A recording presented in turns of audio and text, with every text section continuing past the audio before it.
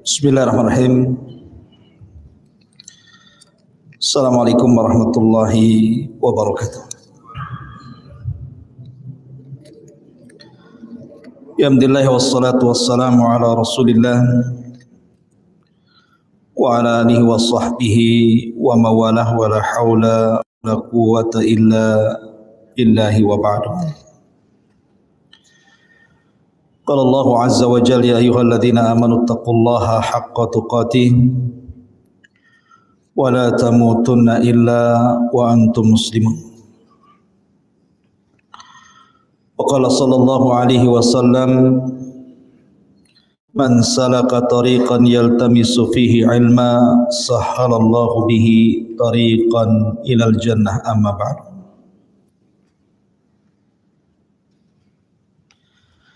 Terlanjutkan kajian tafsir kita, masih membahas tafsir surah Al-Baqarah. Syaitanir rajim. Bismillahirrahmanirrahim. Tsumma qasat qulubukum min ba'di dzalika fahiya kal hijarati aw ashaddu qaswa. Wa inna minal hijarati lama yatafajjaru minhul anhar.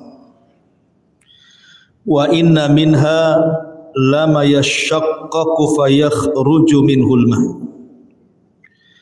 Wa inna minha lama yahbitu min khasyatillah. Wa mallahu bighafilin amma ta'malun. Kemudian hati-hati kalian menjadi keras setelah peristiwa itu. Hati kalian seperti batu atau lebih keras dibandingkan batu. Padahal sebagian batu terkadang ada yang terpancar padanya sungai-sungai. Sebagiannya lain terpecah sehingga mengeluarkan air. Dan sebagiannya terjatuh karena takut kepada Allah Subhanahu wa ta'ala. Dan Allah tidak akan lalai terhadap apa yang kalian lakukan. Surat ini atau ayat ini jatuh setelah kisah Baqarah Bani Israel. Minggu yang lalu kita sudah jelaskan bagaimana kisah Baqarah sapi betina Bani Israel, di mana Allah Subhanahu wa taala tampakkan kuasanya mampu menghidupkan setelah kematiannya, dan bagi Allah itu mudah. Kemudian Bani Israel melihat dengan mata kepala mereka bagaimana Musa alaihi salatu wassalam memukulkan sebagian dari anggota sapi betina yang sudah disembelih itu ke badan orang yang mati tadi. Tiba-tiba kemudian orang yang mati itu hidup. Kemudian memberitahu siapa pembunuhnya. Setelah diberitahu bahwa yang membunuhnya adalah anak pamannya, maka dia pun mati kembali. Peristiwa ini membuat menangis Bani Israel. Bagaimana bisa Musa alaihi salatu wassalam menghidupkan atas izin Allah dan memberitahu siapa pembunuhnya sebelumnya mereka sudah sibuk menghabiskan harta-harta mereka untuk peristiwa ini. Mereka pun menangis. Tetapi entah kenapa dengan lamanya waktu dari peristiwa itu tiba-tiba mereka keras lagi hatinya. Maka di sini Allah Subhanahu wa taala mengatakan summa qasat qulubukum. Kemudian mengeraslah hati kalian. Padahal kalian sebelumnya melembut, menangis, berterima kasih kepada Musa sehingga tersingkap siapa pembunuhnya. Dengan lamanya waktu tiba-tiba mereka mengeras lagi. Summa qasat qulubukum. Tiba-tiba keraslah hati kalian. Kemudian Allah Subhanahu wa taala permisalkan hati Bani Israel dengan batu. Lihat bagaimana ada hati-hati manusia itu seperti batu. Kemudian Allah Subhanahu wa taala menyebutkan tentang keutamaan batu dibandingkan hati. Rupanya ada batu itu lebih baik dibandingkan hati. Karena ada batu itu yang terpancar di tengah-tengahnya sungai. Ada batu yang kemudian terpancar padanya mata-mata air. Seperti kisah Nabi Musa alaihi salatu wassalam, wa idistasqa Musa liqaumihi faqul nadrib bi asaqal hajar. Dan ketika Musa alaihi salatu wassalam meminta air kepada Allah atas permintaan Bani Israel karena mereka ingin minum, faqul nadrib bi asaqal hajar, kami pun perintahkan Musa pukullah batu itu. Maka Musa pun memukul batu, tiba-tiba apa? Fangfajarat minha isnatai asyara. Tiba-tiba kemudian dari batu terpancar 12 mata air. Artinya ada batu itu yang bisa memancarkan air. Kemudian ada batu itu yang jatuh karena takut kepada Allah. Seperti kasus ketika Musa alaihi salatu wassalam meminta untuk diperlihatkan Allah.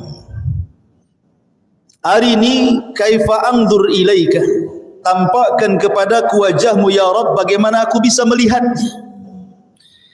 Tetapi Allah Subhanahu wa taala katakan, lan tarani, engkau tidak bisa melihatku. Walakin dur ilal jabal, walaupun demikian lihatlah gunung itu yang penuh dengan batu itu. Fa in istaqarra makana fasawfa tarani. Kalau aku seandainya menampakkan kepada gunung batu dan gunung batu itu diam, maka engkau akan melihat diriku. Apa yang terjadi? Falamma tajalla rabbuhu lil jabali ja'alahu dzakka wa sara Musa sa'iqa. Ketika Allah menampakkan kepada gunung batu itu, hancur gunung batu itu, berjatuhan gunung batu itu, dan Musa pun pingsan.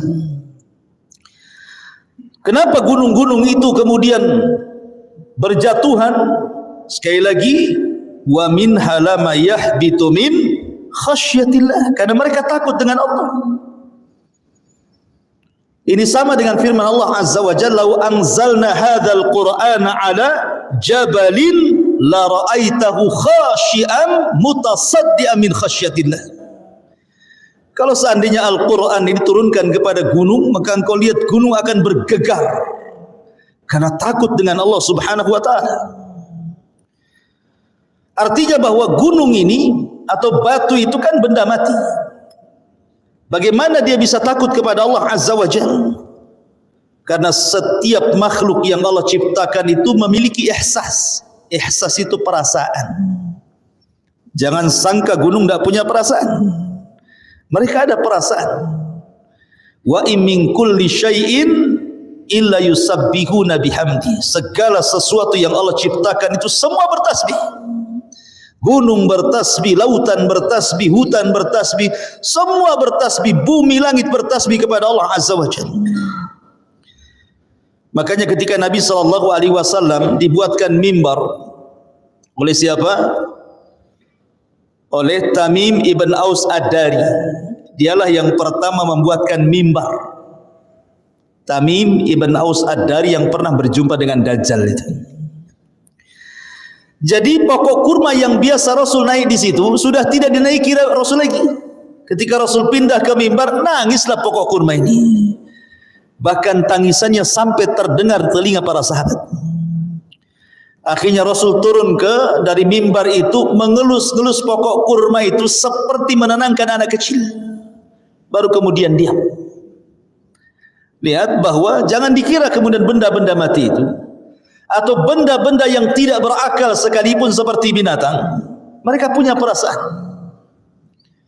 Imam Ahmad dalam musnadnya menyebutkan hadis dari Anas bin Malik radhiyallahu an.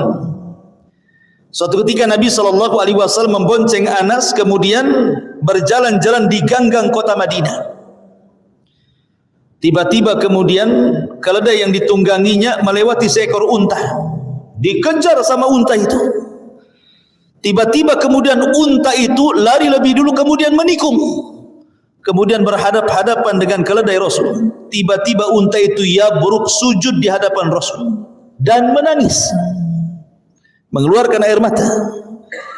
Nabi turun dari keledainya, kemudian diusaplah tangisan unta itu. Kemudian Nabi SAW berteriak, liman hadal ibil, ini unta siapa ini? Faja'a fatan minal ansar, datang anak muda dari Ansar dan mengatakan, milik saya wahai Rasul. Maka Rasul marah dan mengatakan, afala tattaqillah, tidakkah kau bertakwa kepada Allah? Afala tattaqillah fi hadhil bahimah allati malakaka Allahu iyyak. Tidakkah kau bertakwa kepada Allah? Lihat binatang ini sudah Allah kuasakan kepadamu. Fa innahu syaka alayya, dia sedang mengadu kepadaku untamu itu. Innaka tuji'uhu wa tut'ibuhu, engkau hanya bisa mempergunakan dia, tapi dia buat dia lapar dan kau buat dia tidak tenang hidupnya. Kau tidak berikan kesejahteraan kepada dia. Unta saja paham mengadu kepada siapa. Unta lo paham bahwa yang bisa menyelesaikan masalah itu adalah Nabi SAW. Sehingga dia datang kepada Nabi SAW. Betapa banyak orang yang jauh lebih baik dibandingkan unta. Ketika ada masalah bukan datang kepada Rasulullah. Fa in tanaza'tum fi syai'in farudduhu ila Allah wa Rasul. Kalau kalian bermasalah, kembalikan kepada Allah dan Rasulnya. Unta saja mengembalikan kepada Rasul, kita pula kemana-mana kembalinya. Ke adat lah, ke perasaan lah, ke macam-macam. Ya. Artinya kembali kepada ayat bahwa Allah Subhanahu wa taala sedang menggambarkan bagaimana keras hatinya Bani Israel. Sampai-sampai batu lebih baik dibandingkan hatinya Bani Israel. Ingat, Al-Quran ketika menjelaskan tentang hati Bani Israel bukan berarti berlaku kepada hati Bani Israel saja, tidak. Karena al-ibratu bi umumi lafzi la bi khususi sabab. Sebuah pelajaran dalam Quran itu bukan sebab turunnya kepada siapa dan sedang bicara tentang siapa, tapi umum lafaz ini juga pelajaran bagi kita. Bahwa ada hati-hati seperti Bani Israel di tengah-tengah umat Islam. Hati-hati yang keras. Ma'asyiral muslimin yang dimuliakan Allah Subhanahu wa taala. Nabi SAW bersabda, in aradta an yalina qalbak, kalau engkau ingin melembutkan hatimu, fa'atimil miskin wamsah bi ra'sil yatim, berilah fakir miskin makanan, usap kepala anak yatim. Artinya bahwa kelembutan hati itu penting dalam kehidupan. Dalam berdakwah juga sama. Fa in kunta ghalidal qalbi lan faddu min hauli. Kalau engkau keras gitu ya, maka orang enggak mau ngaji sama kita. Mungkin enggak dapat hidayah. Terkadang maksudnya baik, cara penyampaian tidak baik, enggak jadi kebenaran itu sampai kepada orang lain.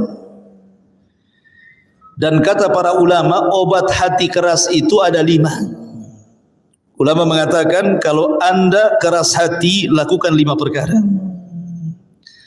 Yang pertama, khalau al-batni, kosongkan perut. Artinya berpuasa. Kalaupun tidak berpuasa, jangan terlampau kenyang. Karena kenyangnya perut itu biasanya mengeraskan hati, kata ulama. Di zaman sekarang kuliner itu luar biasa, memang mengeraskan hati. Coba apalagi lagi liburan gini kan, acaranya asik kuliner dari warung ke warung saja, itu bisa mengeraskan hati.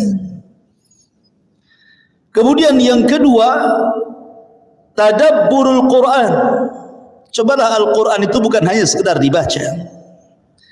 Makanya ada kaidah para ulama, fahmul hudud khairun min fahmil huruf. Memahami isi kandungan Al-Quran itu lebih baik dibandingkan menghafal huruf-huruf dalam Al-Quran. Mana dalilnya? Nabi SAW suatu ketika memanggil Abdullah ibnu Mas'ud radhiyallahu anhu, satu di antara 4 pakar Quran yang direkomendasikan Rasul untuk diambil Quran darinya. Kata Nabi SAW, ya Aba Abdurrahman, wahai Aba Abdurrahman, maksudnya kunyah dari Abdullah ibn Mas'ud radhiyallahu anhu. Iqra alayya al-Quran, bacakan untukku Al-Quran. Kata Abdullah bin Mas'ud radhiyallahu an, ya Rasulullah, aqra'u 'alaika wal Qur'anu unzila ilaika? Rasul, macam mana saya akan membacakan Quran kepadamu? Lah Quran kan turun kepadamu. Dari sini menunjukkan apa? Sunnahnya seseorang itu meminta dibacakan Al-Quran. Karena terkadang Al-Quran dibaca sendiri itu pengaruhnya sedikit. Tapi ketika kita mendengar orang membaca Quran dan memiliki suara indah, terkadang orang bisa menangis. Cobalah kita dengar murotal gitu ya. Yang baca Syekh Surem, kan enak tuh nangis. Kalau antum yang baca serem. Ya. Ma'asyiral muslimin yang dimuliakan Allah Azza wa Jalla. Jadi Nabi SAW meminta Abdullah bin Mas'ud untuk dibacakan Al-Quran. Akhirnya lihat adabnya Abdullah bin Mas'ud, tidak mendebat Rasul dan mengatakan Rasul surat apa, Al-Baqarah kah, Al-Imran kah, tidak. Terus sahabat, ketika Rasul meminta baca, langsung baca. Itulah sahabat kan. Kalau mungkin saya bilang tolonglah bacakan ke saya Al-Quran, pasti antum milih-milih surat apa Ustaz gitu. Abdullah bin Mas'ud tidak membantah. Dia langsung memilihkan ayat Al-Quran, langsung surah An-Nisa dia baca. Sampai kepada ayat fa kaifa idza ji'na min kulli ummatin bi syahid wa ji'na bika ala haula'i syahida. Bagaimana kalau seandainya tiap-tiap umat ini didatangkan di hadapan Allah bersama saksi-saksinya dan engkau akan jadi saksi bagi mereka. Tiba-tiba Nabi SAW menangis dan mengatakan kepada Abdullah ibn Mas'ud, hasbuka hasbuka ya ibn Mas'ud, cukup cukup wahai ibn Mas'ud. Rasul langsung menghentikan karena paham dengan bacaan itu. Kemudian Rasul menangis dan kata Abdullah bin Mas'ud, aku melihat Rasul menangis sampai membasahi janggut air matanya. Artinya Rasul menangis. Ada kaidah di sini bahwa Rasul paham dengan isi Al-Quran. Makanya ada kaidah fahmul hudud khairun min fahmil huruf. Memahami isi Quran itu jauh lebih baik dibandingkan hanya sekedar menghafal. Banyak hufadul Quran, hafid Al-Quran, bagus. Karena orang yang menghafal Quran tentu pahalanya banyak, karena setiap satu huruf 10 kali lipat pahalanya.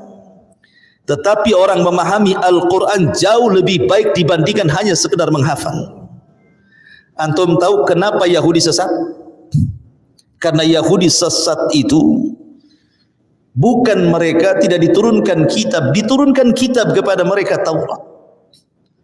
Tetapi apa yang terjadi? Allah gambarkan mereka itu seperti keledai membawa buku. Ya kan? Kamathali himari yahmiluna asfara.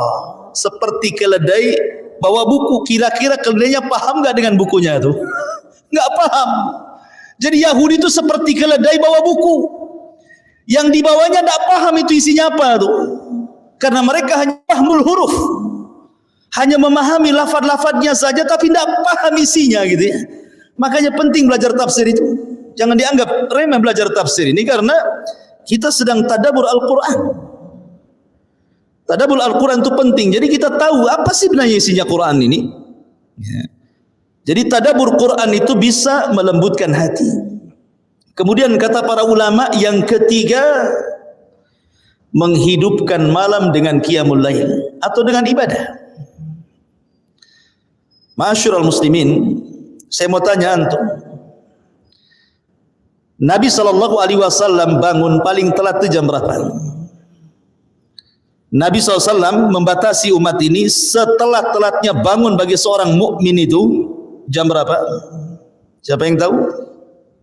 Jawabannya di azan pertama.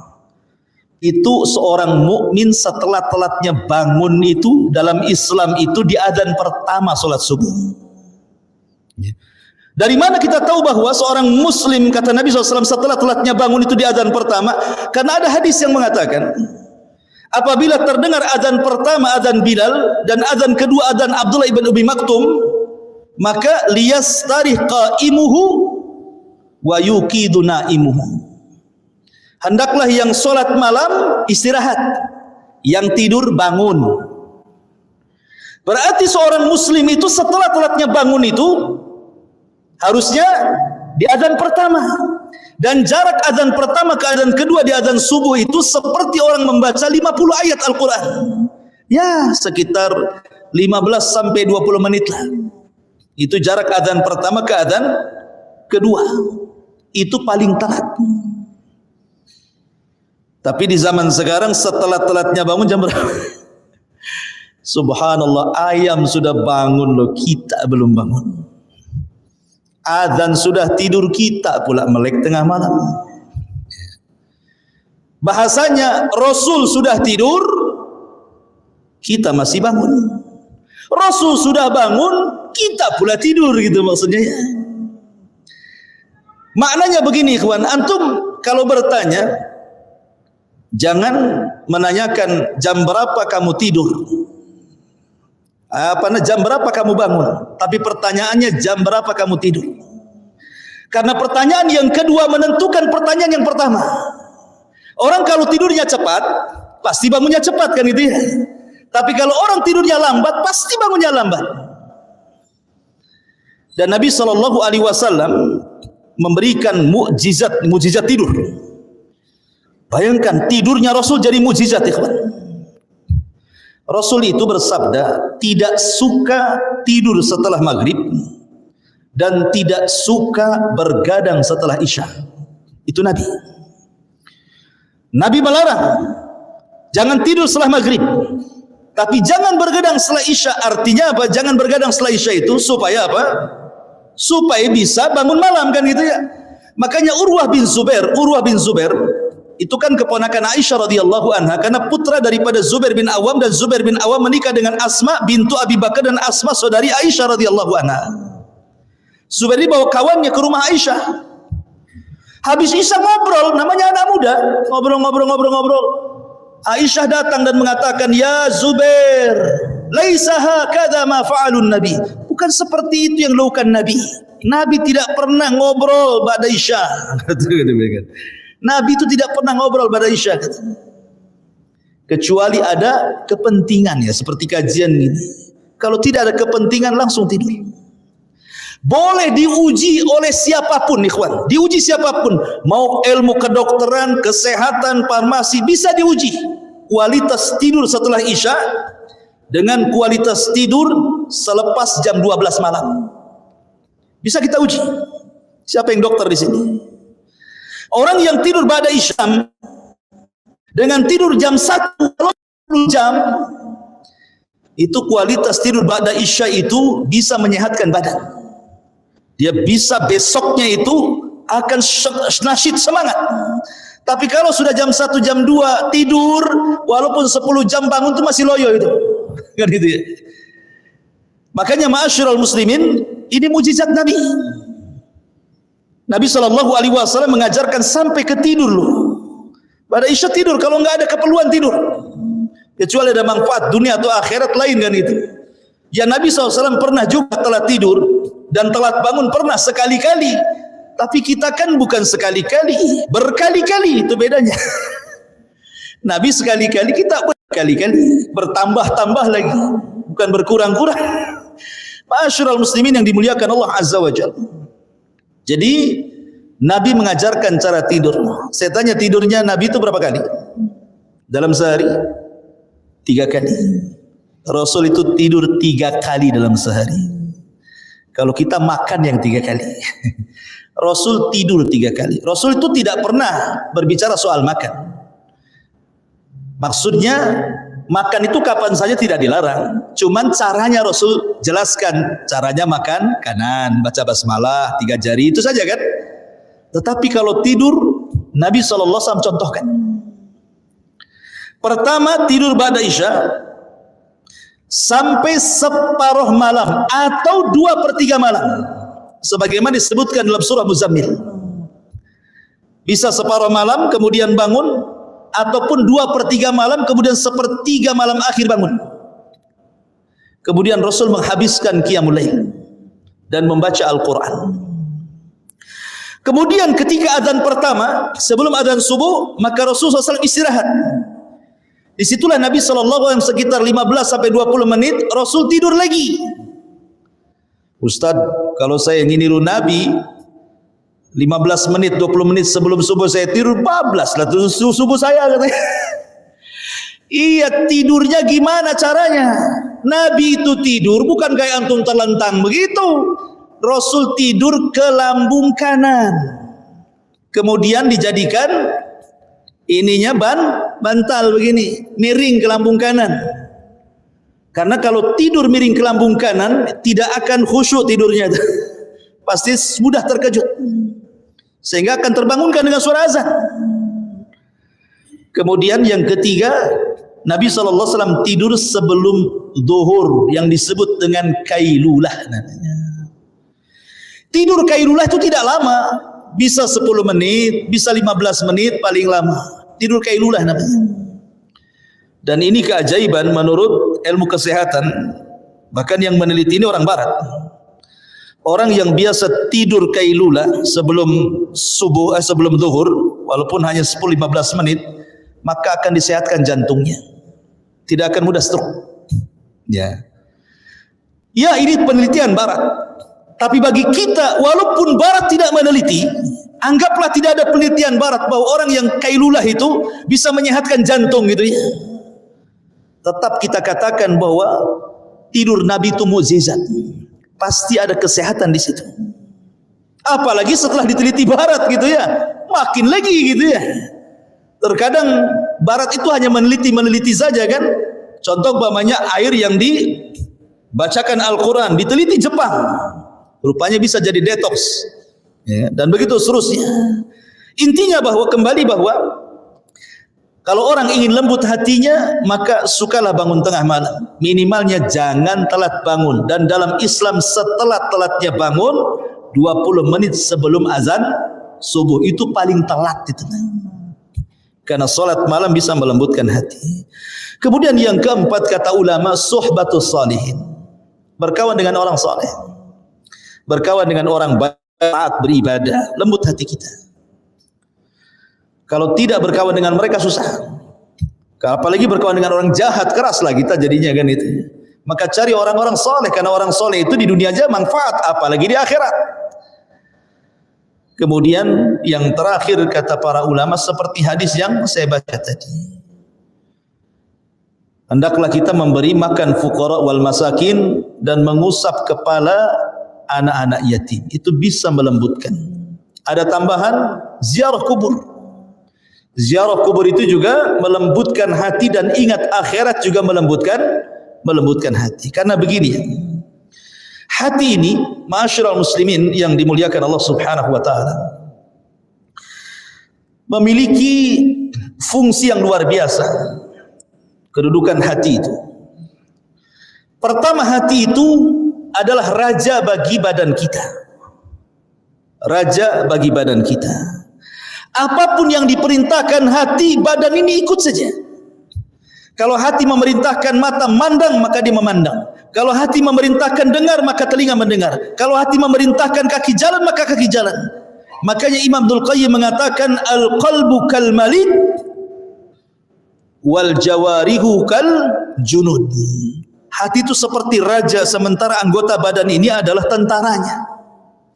Makanya ketika kita membahas tentang ibadah puasa, lihat bagaimana Allah Subhanahu wa taala berfirman, ya ayyuhalladzina amanu kutiba alaikumus siyam kama kutiba alal ladzina min qablikum la'allakum tattaqun. Wahai orang-orang yang beriman, telah diwajibkan kepada kalian puasa sebagaimana puasa telah diwajibkan kepada umat sebelum kalian, bukan agar kalian lapar, bukan agar kalian haus, bukan agar kalian merasakan apa yang dirasakan orang-orang fakir miskin yang tidak pernah makan seperti layaknya orang puasa. Bukan itu hikmah puasa. Tapi Allah tutup dengan kata-kata la'allakum tattaqun, agar kalian bertakwa. Takwa itu di mana? At-taqwa hahuna, kata Rasul. Takwa itu di sini loh, di dada kita. Sebab kalau hati sudah takwa, semua jadi takwa. Karena dia yang menjadikan bergeraknya semua badan. Ini yang pertama, kedudukan hati itu sebagai raja. Maka kalau keras hati, berarti rajanya keras dan akan mempengaruhi anggota badannya. Kemudian yang kedua, hati itu mahallut takwa, sebagaimana yang saya sebutkan tadi, dia tempat takwa. Baiknya anggota badan tergantung baiknya hati. Jahatnya anggota badan tergantung jahatnya hati. Kalau takwa hatinya, baik badannya. Kalau fasik hatinya, fasik juga badannya. Makanya Rasul mengatakan, ala wa inna fil jasadi mudghah idza saluhat saluhal jasadu kullu wa idza fasadat fasadal jasadu kullu ala wahiyal qalbu, kata Rasul. Ingat, dalam badan kita ada segumpal daging. Kalau dia baik, baik semua anggotanya. Kalau dia jahat, jahat semua anggotanya. Kemudian Rasul mengatakan itulah hati. Kemudian yang ketiga, mahallu nadharil ilah. Hati ini tempat kita bisa memandang kekuasaan Allah. Hati ini bisa memandang kekuasaan Allah Azza wa Jalla.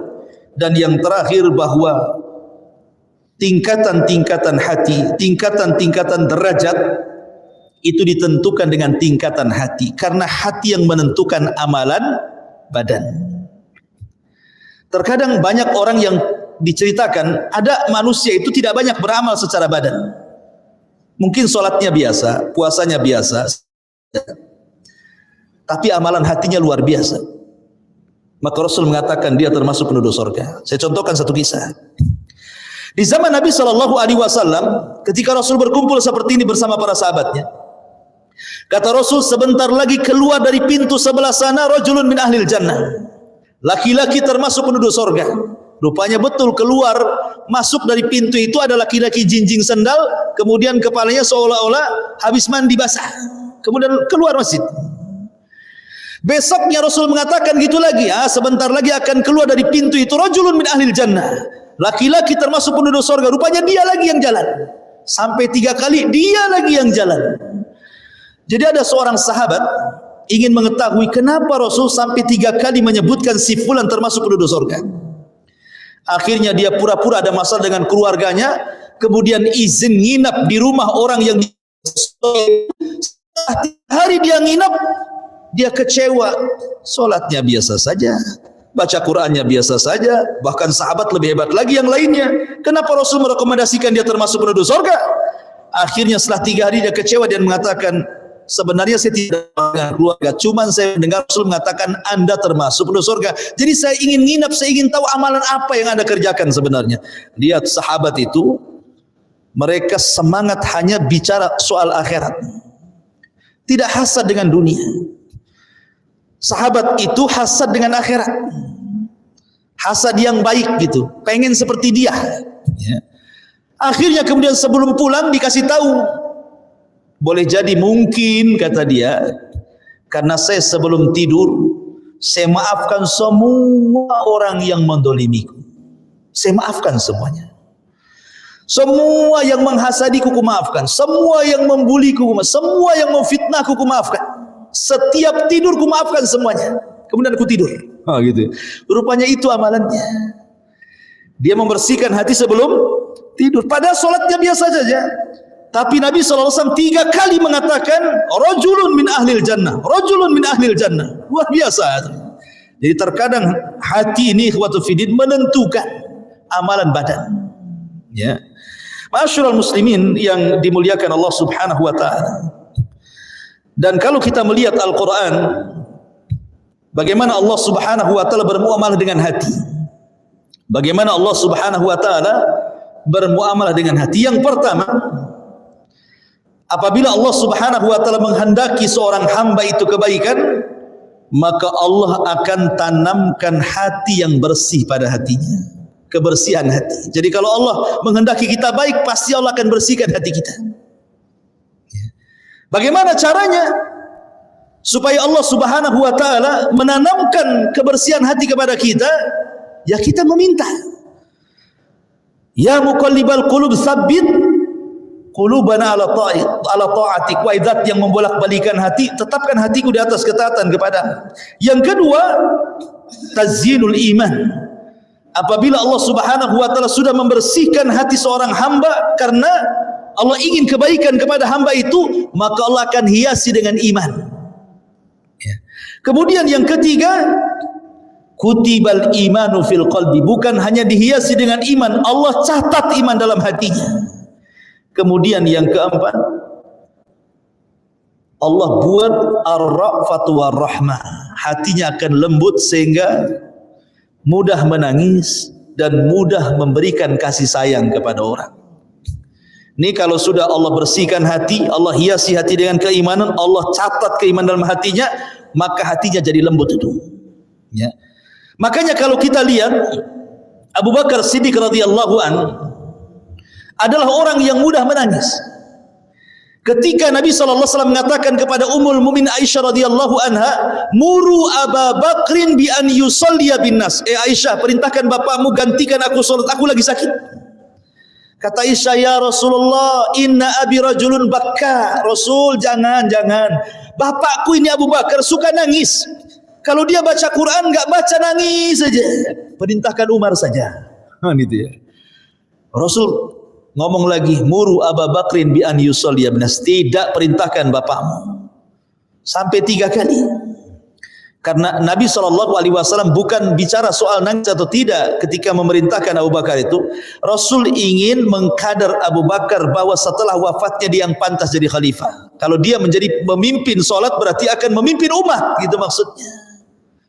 Tetapi Aisyah radhiyallahu anha menyangga, karena dia khawatir suara bapaknya kalau jadi imam gak kedengaran, sementara seorang imam harus keras suaranya kan gitu. Asyik nangis ganggu makmum lah, maksudnya gitu. Tapi bagaimana kelembutan hati Abu Bakar Siddiq radhiyallahu anhu, mudah menangis. Ya. Kemudian juga dilembuti dengan rahmat. Kemudian yang kelima, ta'lifullah al-qulub. Kalau sudah lembut hatinya, maka Allah Subhanahu wa taala akan menanamkan kelembutan yang bertambah sampai kemudian as-sakinatu fil qalbi, maka Allah tanamkan ketenangan.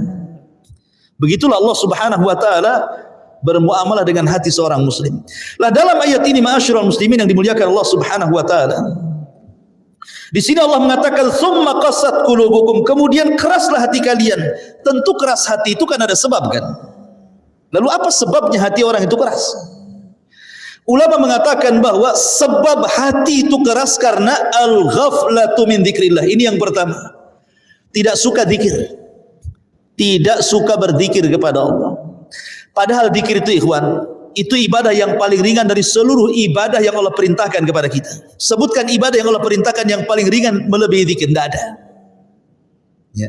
Zikir ini tidak dibatasi waktu, tidak dibatasi tempat, tidak pakai biaya. Anak kecil bisa melakukannya. Anak remaja bisa melakukannya, orang dewasa bisa melakukannya, orang tua bisa melakukannya, orang sakit bisa melakukannya, orang sehat bisa melakukannya, orang kaya bisa melakukannya, orang miskin juga. Semua bisa melakukan zikir. Tapi salat tidak semua bisa melakukannya di masjid. Kadang sakit di rumah kan itu. Kemudian puasa terkadang tidak bisa melakukannya, apalagi haji. Tapi zikir ini semua bisa melakukannya. Anda bisa berzikir sambil berjalan, Anda bisa berzikir sambil berlari, Anda bisa berzikir sambil berdiri, sambil duduk, sambil berbaring. Masya Allah, zikir ini luar biasa. Tapi lihat keutamaannya. Nabi mengatakan apa? Rasul mengatakan, ala unabbiukum bi khairi min a'malikum. Maukah kutunjukkan kepada kalian sebaik-baik amal kalian? Wa azkakum inda malikikum, dan bisa membersihkan di hadapan Rabb kalian. Wa arfa'ukum fi darajatikum, bisa mengangkat derajat kalian. Wa khairun lakum min infaqiz zahabi wal waraq, lebih baik dibandingkan infak dengan emas dan perak. Wa khairun lakum minal jihad hatta talqau aduwakum fatadribu a'naqahum wa yadribu a'naqakum. sampai lebih baik dibandingkan jihad kau berjumpa dengan musuh, kau bunuh musuh ataupun dibunuh musuh. Wah, ini 5 perkara loh ya. Lebih sebaik-baik amal, bisa membersihkan jiwa, mengangkat derajat, lebih baik dibandingkan infak dari emas dan perak, bahkan lebih baik dibandingkan jihad.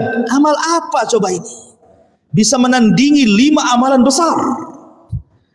Kata Nabi SAW ketika ditanya, apa itu wahai Rasul? Kata sahabat, kata Nabi SAW, zikrullah, berzikir kalian kepada Allah. Berzikir.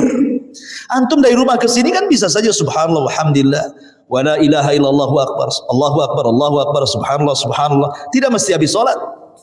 Ya, dan tanpa dibatasi hitungan.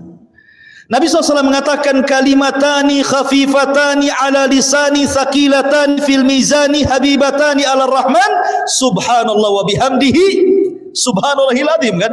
2 kalimat ringan di lisan, dicintai ar-Rahman, berat dalam timbangan, subhanallah wa bihamdihi subhanallahil azim. Anda pulang dari sini bisa 100 kali berat timbangan kita, kan itu ya.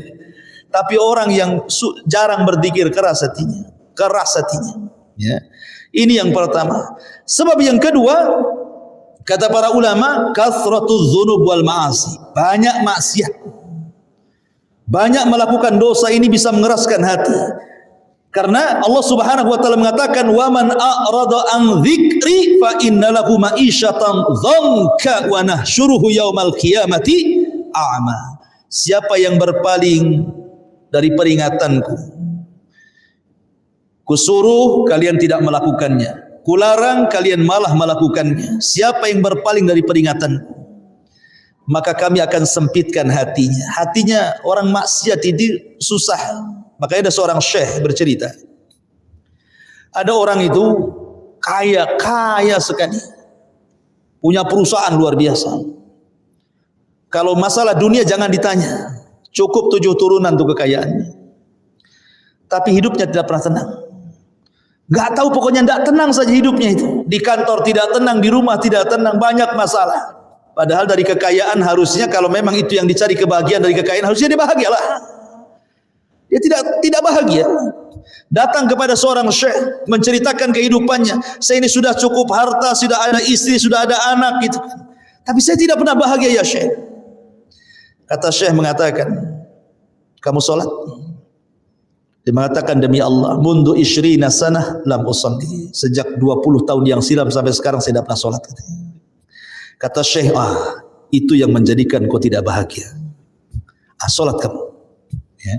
Akhirnya kemudian setelah dia mengikuti fatwa syekh ini, tidak kurang 10 hari, dia sholat wajib, dia tambah dengan sholat sunnah. Tiba-tiba dia datang kepada syekh, demi Allah syekh, sejak 20 tahun aku meninggalkan sholat, baru hari ini aku merasakan kesenangan hati, ketenangan hati.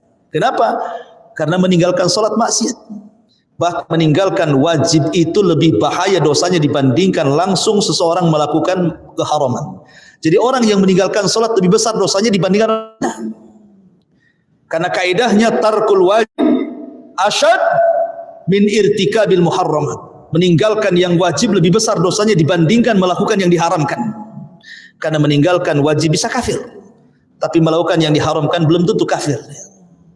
Orang meninggalkan sholat bisa kafir, tapi orang berzina selama dia tidak menghalalkan zina tidak kafir. Ya, makanya ikhwatu fillah muliakan Allah azza wajal. Yang kedua, seseorang terlampau banyak maksiat keras hatinya. Kemudian yang ketiga, kata ulama, al-insyighalu bid-dunya. Ketika dia sibuk dengan urusan dunia, ini keras hatinya nih. Kenapa demikian? Karena kalau orang sudah mengejar dunia itu jama'a amalan wa addadah yahsabu anna malahu akhladah, kan itu. Orang kalau sudah mengejar harta nggak ada cerita puasnya, ikhwan. Karena ada 2 perkara yang dikejar, tidak mungkin puas, satu ilmu, satu harta. Dan tidak bisa orang itu menyeimbangkan 50% dunia, 50% akhirat. Dusta orang yang ngomong seperti itu. Kalau saya bagi 2 Ustaz. Akhirat separuh, dunia separuh. Dusta kau. Mana bisa? Cemana caranya kau membagi 2 kehidupan ini, 50% dunia, 50%. Nggak akan bisa. Sholat 1 hari saja berapa kali? Dihitung dengan 24 jam itu. Kalau dikumpulkan hanya berapa jam saja? Dikumpulkan. Lebihnya kita tidur, lebihnya kita ngobrol, lebih mau bilang 50% akhirat dunia. Makanya pendusta orang yang ngomong seperti itu. Jangan dibenarkan. Kalau ada yang mengatakan saya 50% dunia, 50% karena orang yang terlampau cinta dunia akan mengalahkan akhirat. Orang yang terlampau cinta dengan akhirat akan mengalahkan dunia. Itu sudah matematika seperti itu. Ya. Masyaallah muslimin. Makanya kalau kita berdoa, doa sapu jagat kan? Rabbana atina fid dunya hasanah wa fil akhirati hasanah wa qina adzabannar. Lihat di sini 3 permintaan. Rabbana atina fid dunya hasanah, minta dunia. Ya Allah berikan dunia yang baik. Ya kan? Kemudian wa fil akhirati hasanah, minta akhirat yang baik. Wa qina adzabannar, minta akhirat lagi, dijauhkan dari api neraka. Artinya permintaan kita tentang dunia ini hanya boleh 2/3. Hanya 1/3 saja. 2/3 itu akhirat. Ya, ini kan dibagi 3 nih. Dunia, akhirat. Berarti permintaan kita kepada Allah akhirat itu 2/3. Permintaan kita dengan dunia itu hanya 1/3 saja. Tapi kebanyakan doa-doa kita tidak kan? Jangan cerita 1/3. 2/3, kalau bisa semua dunia kan gitu ya. Kenapa? Karena akhirat itu tidak nampak, gaib. Orang kalau seandainya di hadapan kita, kau mau milih sorga atau ini uang 1 triliun? Kira-kira antum milih mana? Nampak nih 1 triliun. Sorga tak nampak, cerita Ustadz katanya. Pasti dia milih yang nampak kan? Ya, karena orang itu suka yang nampak, nggak suka yang nggak nampak masalahnya. Sorga ini nggak nampak, makanya kayak cerita dongeng jadinya. Betul tak saya masuk sorga kan? Bagus yang jelas-jelas ini aja yang 1 triliun. Ya. Masyaallah muslimin yang dimuliakan Allah Azza wa Jal. Jadi kalau orang sudah sibukkan dengan dunia pasti akan keras hati. Termasuk juga kasratul jidal wa at-ta'assubu birra'i wattiba'il hawa. Kata ulama, jangan terlampau banyak berdebat. Jangan terlampau ta'assub. Ta'assub itu fanatik. Fanatik itu hanya boleh 2. Kalau perorangan kepada Nabi, kalau kepada kelompok kepada sahabat. Selebihnya kita tidak boleh fanatik kepada ustadz, kepada kiai, kepada ajengan, kepada ormas ini, ormas itu, tidak boleh. Hanya 2 boleh kita fanatik. Kalau itu urusan individu berarti Rasul, saya fanatik dengan Nabi. Kalau itu urusan orang ramai, bukan ormas, bukan yayasan, bukan golongan, tapi sahabat Nabi. Karena kesepakatan sahabat Nabi menjadi hujah yang disebut dengan ijma' namanya. Ada Quran, ada sunnah, ada ijma'. Nah, boleh kita fanatik. Fanatik dengan siapa? Dengan Nabi. Kalau ormas dengan sahabat. Ustaz, sahabat banyak ormas. Enggak. Maksud keramaian. Ya, karena di tangan mereka kebenaran. Kemudian juga yang meraskan hati yang terakhir adalah kasratu mukhalatatin nas fi ghairi maslahatin. Orang terlampau banyak berkawan tapi tidak ada maslahatnya. Kita ini kalau berkawan boleh, tapi kalau nggak ada maslahat akhirat nggak usah berkawan lah. Pilih-pilih kawan itu. Mana yang menguntungkan akhirat, mana yang tidak, mana yang merugikan, mana yang menguntungkan, harus pandai kita. Karena agama kita itu digadaikan kepada agama kawannya. Dan itu bisa mengeraskan hati. Ini di antara sebab-sebab keras hati yang disebutkan para ulama. Lah di sini Allah Subhanahu wa taala menyebutkan tentang kerasnya hati Bani Israel. Bani Israel seperti itu. Masyaallah muslimin, saya gambarkan bagaimana keras hatinya Bani Israel ya sedikit sebelum saya tutup. Jadi Bani Israel ini saking kerasnya hati itu. Ketika Yusha ibn Nun, ketika Musa sudah meninggal, Harun sudah meninggal, maka generasi baru dipimpin Yusha ibn Nun penggantinya. Ketika itu mereka masih berada di negeri linglung, di tanah linglung, mereka nggak bisa keluar 40 tahun dari situ. Karena mereka tidak mau membebaskan Baitul Maqdis karena harus melawan orang-orang Kananium. Tapi sekarang generasi berbeda lagi. Ini generasi hebat, pejuang, pemberani. Generasi pengusus sudah nggak ada lagi. Akhirnya mereka siap perang dipimpin Yusha ibn Nun melawan orang-orang Kananiun, merebut Ariha dan masuk ke Baitul Maqdis. Akhirnya betul-betul perang itu terjadi. Jihad terjadi. Ketika itu jihad dimulai daripada hari Jumat. Ketika matahari mau tenggelam, perang belum dimenangkan. Besoknya hari Sabtu, ingat hari Sabtu sakral bagi Bani Israel, tidak boleh ada perang.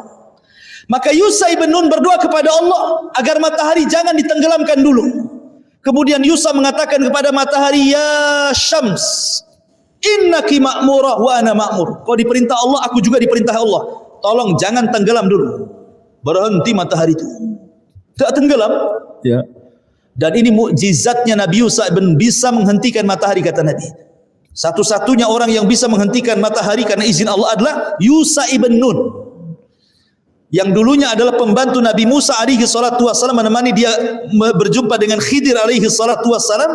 Ada yang mengatakan dia masih kerabatnya. Kemudian setelah Musa meninggal, Musa berwasiat kepada Yusha ibn Nun untuk meneruskan perjuangannya. Berhasillah mereka menaklukkan Ariha.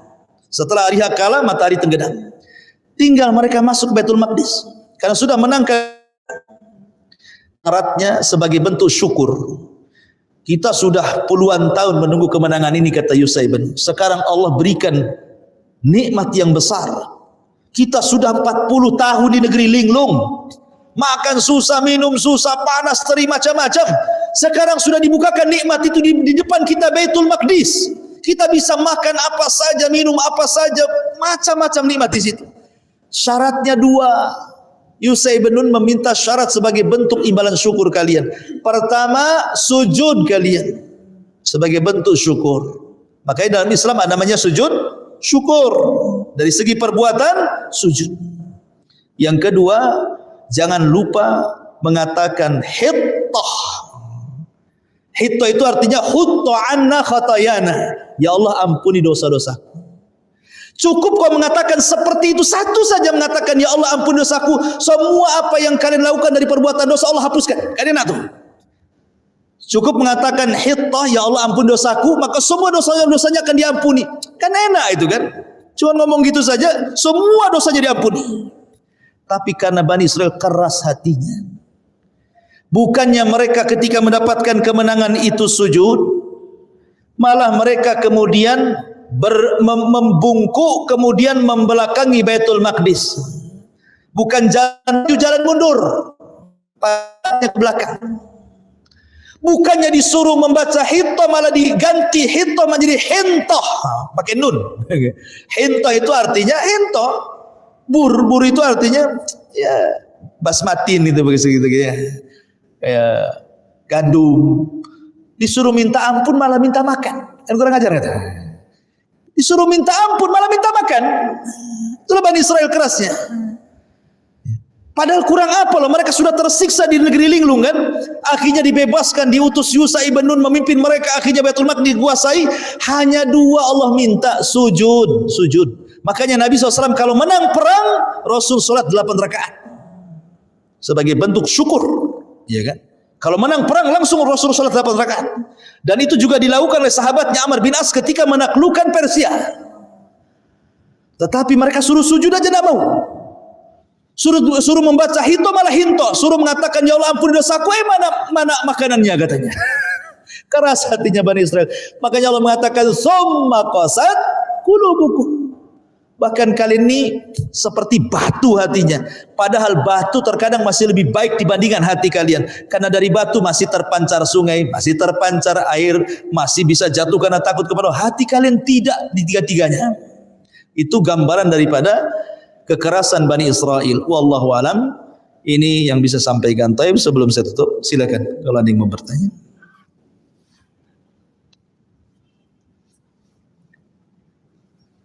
Tidak ada? Alhamdulillah. Cepat. Waalaikumsalam warahmatullahi wabarakatuh. Taib. Ahsan. 3 pertanyaan. 1, zikir itu amalan lisan. Zikir itu amalan lisan, bukan amalan hati. Karena dia amalan lisan diucapkan. Ya minimal dengarlah oleh diri sendiri, walaupun tidak keras kan itu ya. Itu amalan lisan, amalan hati berbeda. Amalan lisan dari sini astagfirullah, subhanallah, kan begitu. Bahkan Rasul mengatakan man lazimal istighfar ja'alallahu min kulli dzikin makhraja wa min kulli hammin faraja. Siapa yang melazimkan istighfar, Coba kalau antum ada masalah, mungkin sekarang ada masalah, buktikan. Kalau antum ada masalah, terus istighfar. Astagfirullah, astagfirullah, astagfirullah. Kalau ada masalah ya, saya yakin tidak waktu lama hilang masalah itu. Minimalnya walaupun tidak hilang, tenang hati. Karena Rasul yang mengatakan, siapa yang melazimkan istighfar, ja'alallahu min kulli dikin faraja, wa min kulli hammin faraja. Ya. Kalau kita sempit, Allah lapangkan. Kalau kita lagi gundah gulana, Allah senangkan. Jadi perbanyak zikir. Dan tidak ada ruginya berzikir, itu kan beratkan timbangan kita.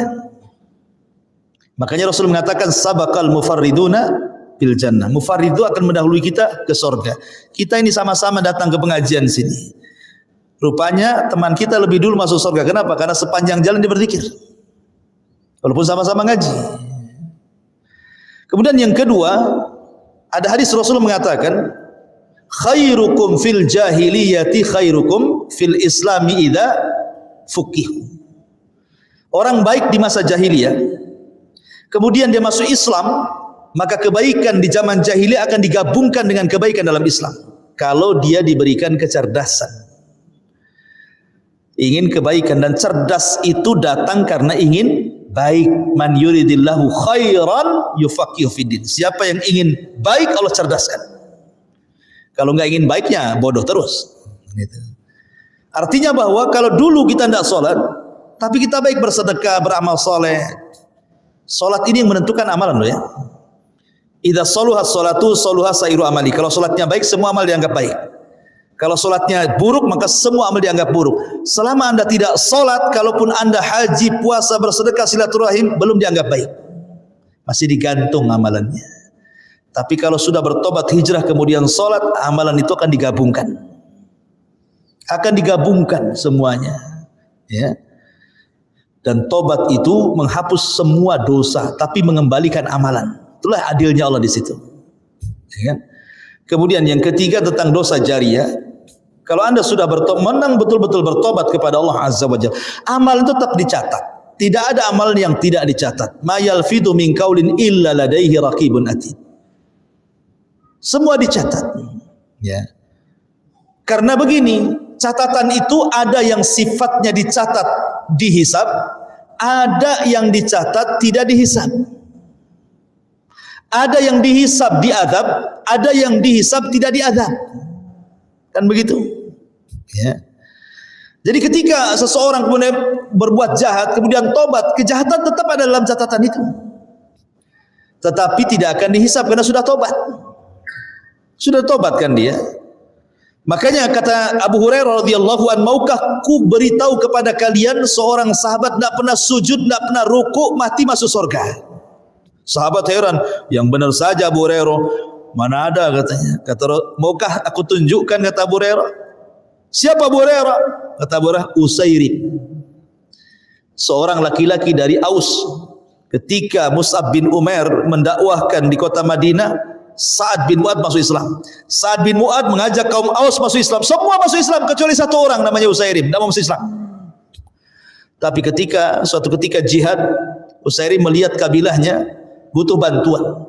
Akhirnya dia datang kepada Rasul, Rasul libatkan aku dalam perang. Bukan karena Islam, tapi ingin membantu kabilahku. Kata Rasul, tidak bisa. Kalau kau ingin jihad, membantu kabilahmu, kau harus masuk Islam.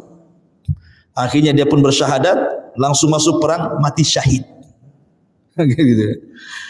Coba, kata Abu Hurairah, lihat, orang ini tidak pernah ruku, tidak pernah sujud, sekali mati masuk surga katanya. Karena ketika perang bersyahadat langsung mati. Ya kan? Jadi seperti itu. Karena begini ikhwan, terkadang perlu kita pahami, ada orang-orang yang penampilannya terkadang agamis. Masya Allah, janggutnya panjang, jubahnya panjang, serbanya melilit gitu ya, tasbihnya melingkar-lingkar gitu. Tetapi belum tentu menjamin dia masuk surga. Belum tentu dia menjamin masuk surga. Karena ada hadis yang mengatakan ada orang itu beramal dengan amalan ahli surga, antara dia dengan surga tinggal satu hasta. Tinggal satu hasta segini. Tiba-tiba kemudian di akhir hayatnya dia melakukan perbuatan ahli nar. maka Allah catat dia termasuk penduduk neraka. Tapi ada orang sebaliknya, penampilannya biasa-biasa saja, bahkan cenderung orang jahat. Mungkin antara dia dengan neraka tinggal satu hasta, tapi di ujung hayatnya dia bertobat kepada Allah Azza wa Jalla, mengamalkan amalan sorga, Allah catat dia masuk sorga. Maka dari sini ada kaidah al-amal bi khawatimiha. Amal itu ditentukan akhir, tetapi akhir juga ditentukan awal dan tengah. Karena kita tidak tahu takdir. Kalau orang kemudian berpegang, yang penting kan akhirnya. Kapan lu tobat? Habis haji Ustaz. Enggak haji-haji enggak tobat-tobat lah kan itu. Kapan tobat? Nunggu 50 tahun usia saya kan. Karena berpikir apa? Yang penting kan akhirnya Ustaz. Nantilah kalau sudah 60 tahun saya tobat, saya sholat. Yang menentukan akhir itu awal dan tengah. Perhatikan firman Allah Azza wa Jalla. Fa amma man a'ta wattaqa wa saddaqa bil husna fasanuyassiruhu lil yusra. Siapa yang a'ta memberi, dengan harta dia memberi, dengan ilmu dia mengajar, dengan jabatan dia bermanfaat untuk agama. Wattaqa dia lakukan karena ketakwaan, karena Allah. Ya. Kemudian dia pun yakin bahwa ada sorga, ada pahala di akhirat. Maka sudah mudah dia melakukan amal saleh, Allah mudahkan. Maksudnya dia sudah mudah melakukan amal soleh, Allah mudahkan. Maksudnya begini, orang kalau terbiasa solat wajib, maka dia akan mudah solat sunnah. Orang kalau terbiasa puasa Ramadan, maka dia akan mudah puasa sunnah. Orang kalau biasa zakat akan mudah sedekah. Begitu seterusnya. Karena ibadah ini melahirkan ibadah yang lain. Nanti ibadah ini, ibadah yang melahirkan ibadah yang lain, melahirkan ibadah yang lain lagi, melahirkan ibadah yang lain, akhirnya ditutup dengan seperti itu. Fasanu yassiru, sudah mudah dia melakukan amal soleh itu, Allah mudahkan lagi supaya dia husnul khotimah.